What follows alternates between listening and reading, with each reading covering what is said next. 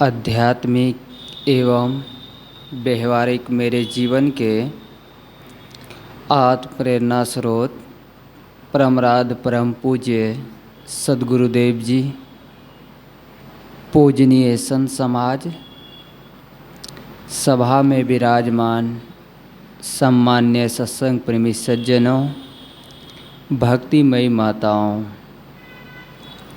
आप लोगों के बीच कुछ देर कुछ कहने का प्रयास कर रहा हूँ। थोड़ी सी बातें जीवन संबंधित, कोई वेद शास्त्र की बातें नहीं, बस जीवन संबंधित बातें। जितना भी काम हम करते हैं जीवन में, जीवन से दुख को दूर करने के लिए ही करते हैं। हमारे जीवन से दुख कैसे दूर हो, हम कैसे शांति की ओर बढ़े, इन्हीं सब के लिए हम सारा काम करते हैं। मैं अपनी बात एक घटना से प्रारंभ कर रहा हूँ। एक बार एक युवक एक संत से कहा कि महाराज, मैं हर समय प्रसन्न रहना चाहता हूँ, हर समय मैं अपने जीवन में आनंद का महसूस करना चाहता हूँ, लेकिन मैं दूसरे लोग जब मेरे बारे में कुछ कहते हैं तो मैं दुखी हो जाता हूँ। मैं हर समय प्रसन्न रहना चाहता हूँ, जीवन में आनंद का महसूस करना चाहता हूँ, कैसे सुखपूर्वक मैं जी सकूँ। संत ने कहा, बेटा मैं तुम्हें उत्तर दूंगा, उत्तर पूर्व तुम्हें एक काम करना है। कहा, क्या काम करना है? संत ने उन्हें एक पत्थर देते हुए कहा, बेटा इस पत्थर की कीमत तुम पूछ कर आओ, इस पत्थर की कीमत क्या है। वो युवक पत्थर को लेता है और पत्थर को लेकर कुंजरों के पास चला जाता है। कुंजरा उन्हें कहते जो सब्जी बेचते हैं। सब्जी बेचने वाले के पास चला जाता है और कहता है कि मैं इस पत्थर को बेचना चाहता हूँ, तुम क्या कीमत दोगे इसकी। तो कुंजरों ने कहा कि ये पत्थर तो कोई काम का नहीं, देखने में सुंदर है, अगर तुम इसे बेचना चाहते हो तो मैं तुम्हारी मनपसंद की 2-4 किलो सब्जी दे सकता हूँ। तुम्हारे मनपसंद की सब्जी मैं दे सकता हूँ, तुम ले लो। उस युवक वहाँ से पत्थर को लेता है, फिर चला जाता है पंसारी के पास। पंसारी उन्हें कहते हैं जो मसाले बेचते हैं, जो जड़ी बूटी बेचते हैं, उन्हें पंसारी कहा जाता है। वो पंसारी के पास चला जाता है और पंसारी से कहता है कि मैं इस पत्थर को बेचना चाहता हूँ, आप इसकी क्या कीमत दोगे। तो पंसारी ने कहा, यह पत्थर तो देखने में खूबसूरत है, बहुत अच्छे हैं, हमारे काम का तो नहीं है, अगर तुम बेचना चाहते तुम्हारे मन पसंद की मैं 1-2 किलो मसाला दे सकता हूँ, हल्दी नमक जीरा जो भी तुम लेना चाहो, सब्जी मसाला जो भी लेना चाहो, मैं तुम्हारे मन पसंद का दे सकता हूँ। वो युवक उस पत्थर को लेता है और फिर चला जाता है आगे एक सेठ के पास। सेठ उस पत्थर को देखता है, बहुत चमकीले है, बहुत खूबसूरत है। सेठ से कहा, मैं इस पत्थर को बेचना चाहता हूँ, इसकी क्या कीमत दोगे। सेठ ने कहा, ये पत्थर तो बहुत अच्छे हैं, बहुत खूबसूरत है, ये देखने लायक पत्थर है, इन्हें तुम बेचना चाहते हो तो मैं तुम्हें इस पत्थर की कीमत 10,000 रुपया दूंगा। उस पत्थर की कीमत मैं तुम्हें 10,000 रुपया दूंगा। वो युवक उस पत्थर को लेता है, फिर आगे बढ़ जाता है, एक जौहरी मिल जाता है और जौहरी से कहता है कि मैं इस पत्थर को बेचना चाहता हूँ, इसकी क्या कीमत दोगे। उस जौहरी उसे कहते जो हीरा की परख करता है। उस जौहरी ने कहा कि पत्थर तो बहुत अच्छे हैं, बहुत बढ़िया, अगर तुम इसे बेचना चाहते हो तो मैं 1 लाख रुपया दूंगा। वो आदमी आश्चर्य में पड़ जाता है जिस सब्जी की कीमत, जिस पत्थर के किसी ने सब्जी कहा, किसी ने 2 किलो मसाला कहा, किसी ने 10,000 कहा और ये 1,00,000 रुपया कहता है, उस युवक उस जौहरी से पत्थर ले जाता है, एक बड़े जौहरी के पास पहुंच जाता है। उस जौहरी के पास चला जाता है, कहता है कि मैं इस पत्थर को बेचना चाहता हूँ, इसकी क्या कीमत दोगे? कहा ये पत्थर नहीं है, ये बेशकीमती हीरा है, अगर तुम इसे तत्काल बेचना चाहते हो तो मैं इसे 5 करोड़ रुपया दूंगा, लेकिन इसकी मूल्य तो बहुत है, लेकिन मेरे पास उतना पैसा नहीं, अगर तुम बेचना चाहो तो मैं 5 करोड़ रुपया दे सकता हूँ। वो युवक उस पत्थर को लेता है और फिर गुरु के पास आ जाता है पत्थर को लेकर। गुरु ने पूछा, बेटा इस पत्थर की कीमत तुम बता दिए, क्या है? उन्होंने कहा, ये गुरुदेव ये पत्थर नहीं, ये बेशकीमती हीरा है, इनकी मूल्य तो लगाया नहीं जा सकता है। संत ने कहा, बेटा तुम इस पत्थर की कीमत शुरू में जब गए तो लोगों ने क्या कहा? कहा मैं पहले सब्जी वाले के पास गया तो सब्जी वाले ने कहा मैं 2-4 किलो सब्जी दे सकता हूँ। पंसारी के पास गया तो पंसारी ने कहा कि मैं इसे 2-4 किलो मसाला दे सकता हूँ। और एक सेठ के पास गया, सेठ ने कहा 10,000 रुपया दूंगा। एक जौहरी ने कहा 1,00,000 रुपया दूंगा और 1,00,000 से 5 करोड़ रुपया बढ़ गया। तो गुरु ने कहा कि बेटा तुम्हारे जवाब का उत्तर मिल गया, तुम्हारे सवाल का उत्तर मिल गया। कहा कैसे गुरुदेव? कहा जिनकी पास जितनी समझ थी उन्होंने तुमको वैसा ही समझता है, तुम दूसरे के बारे में कहकर तुम दुखी क्यों होते हो?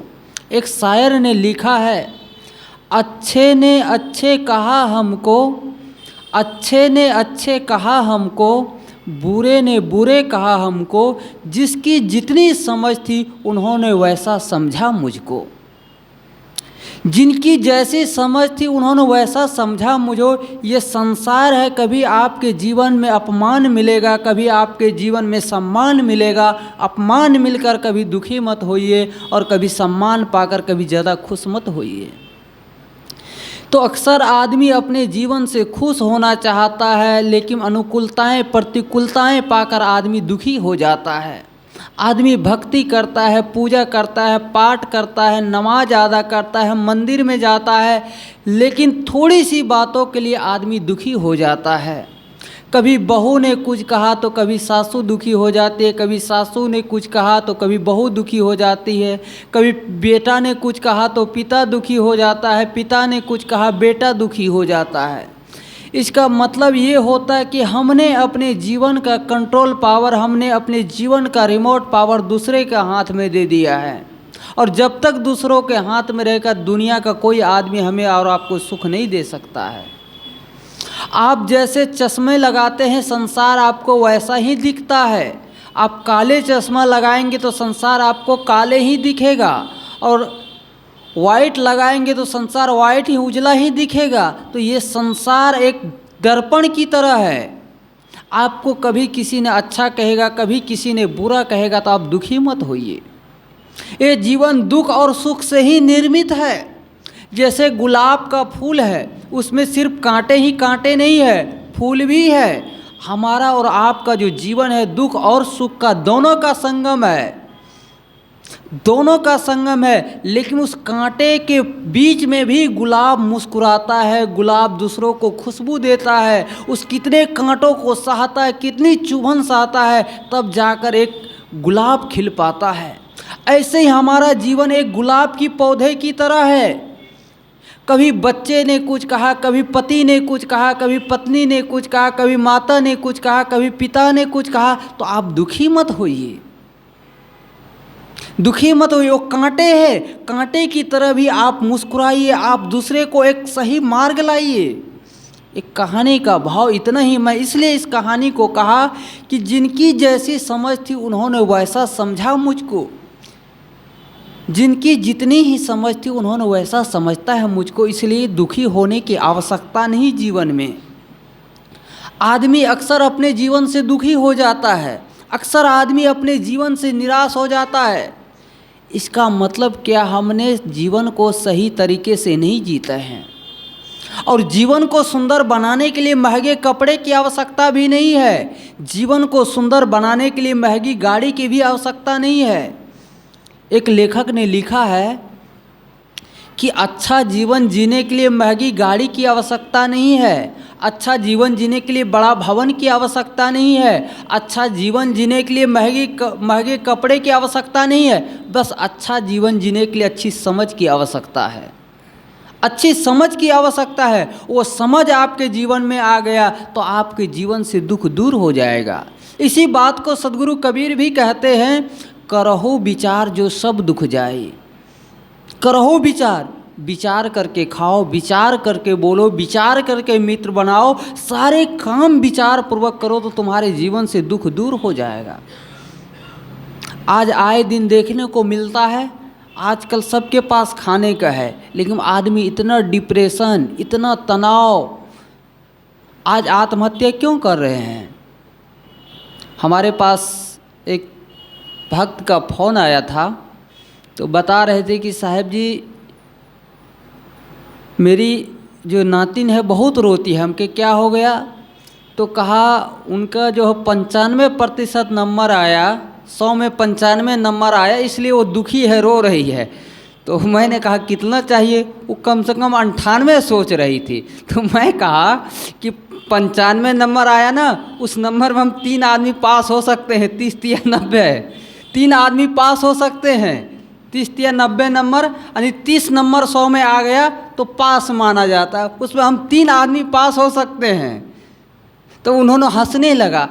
तो आपके पास चीज़ें कितनी हैं, आपके पास कितनी संपत्ति, ये महत्वपूर्ण नहीं है। महत्वपूर्ण ये है कि आप अपने जीवन को कैसे जीते हैं, आपका पारिवारिक जीवन कितना सुखद है, आप अपने जीवन से कितना खुश है, आप अपने जीवन से कितना आनंद महसूस कर रहे हैं, ये बहुत महत्वपूर्ण की बात है। और एक बात बताऊं, पैसे से सुख नहीं मिलता है, धन दौलत से सुख नहीं मिलता है। अगर पैसे से सुख मिलता ना, मुंबई में दुनिया का सबसे जो है अमीर आदमी मुकेश अंबानी है, और उनसे भी 92 लोग मुंबई में अमीर लोग वहाँ माने जाते, एशिया के 92 अमीर लोग वहाँ रहते हैं। अगर उनके पास सुख होता ना, शांति होती ना, तो ये फ़कीरों के पास नहीं होता, फ़कीरों के पास नहीं होता, जिन्हें खाने की एक टाइम का सामग्री भी नहीं है, लेकिन उनकी होठों पर मुस्कान, उनकी जीवन में खुशियाँ, उनके जीवन में आनंद, वो हमें प्रेरणा देता है कि भैया पैसे से सुख नहीं मिलता है, पैसे से शांति नहीं मिलती है।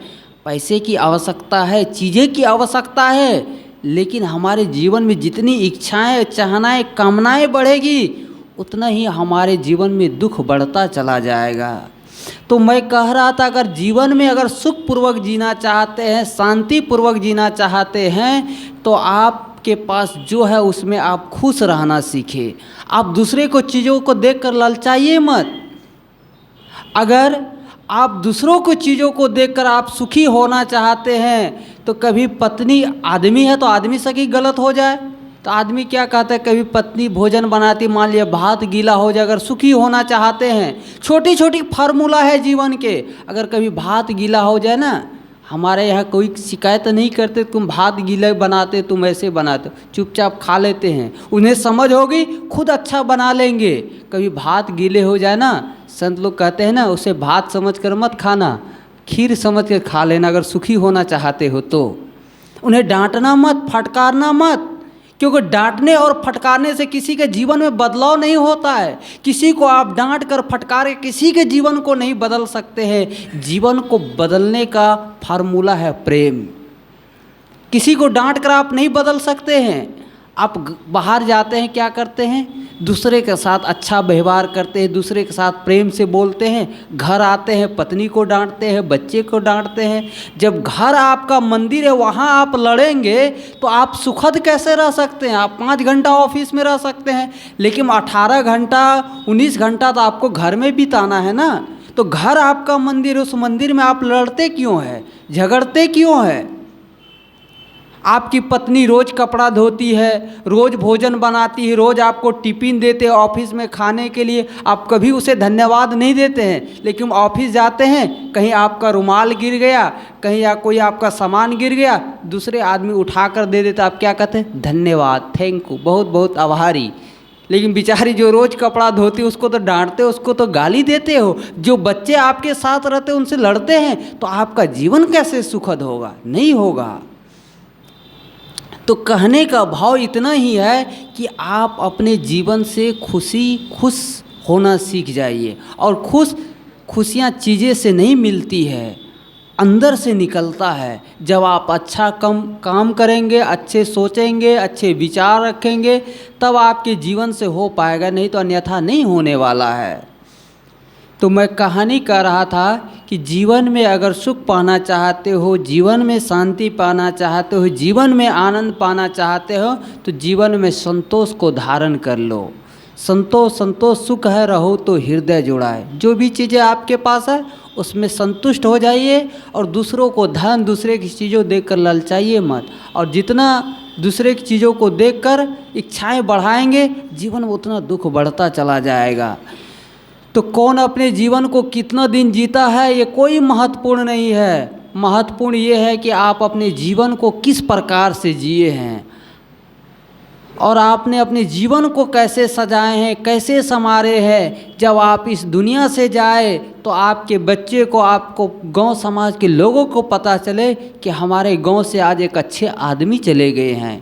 ये किसी का महसूस न हो को दुश्मन चले गए, हमारे गांव से कांटे निकल गए हैं। लोगों को ये महसूस हो कि हमारे गांव से एक फूल निकल कर चले गए हैं। तब ये हो पाएगा जब आप अपने स्वभाव को, अपने विचार को, अपने संस्कार को अच्छा बनाएंगे, तब हो पाएगा। तो मैं थोड़ी निवेदन किया था, जीवन संबंधित, कोई वेद और शास्त्र की बातें नहीं किया, बस जीवन संबंधित बातें हैं। छोटी छोटी चीज़ों को जीवन में, छोटी छोटी बड़ी बड़ी बातें से जीवन नहीं बनती है, छोटी छोटी चीज़ों से जीवन बनती है। कहते हैं ना, एक फूल कम है गला को सजाने के लिए, हजारों फूल कम है गला को सजाने के लिए, एक ही भूल काफ़ी है ज़िंदगी को रुलाने के लिए। एक ही गलती, छोटी छोटी ही गलतियाँ हमें दुख देती है। तो उन छोटी छोटी गलतियों से सबक लेकर जीवन में, गुरुदेव जी कहते थे, सावधानी ही साधना है। सावधानी पूर्वक अपने जीवन को जिए तो जीवन से सारे दुख दूर हो जाएगा। मैं थोड़ी बातें आप लोगों के बीच निवेदन करने का प्रयास किया। इन्हीं शब्दों के साथ मैं अपनी वाणी को विराम देता हूँ। बोलिए सद्गुरु कबीर साहेब की जय, सद्गुरु अभिलाष साहेब की जय। साहेब।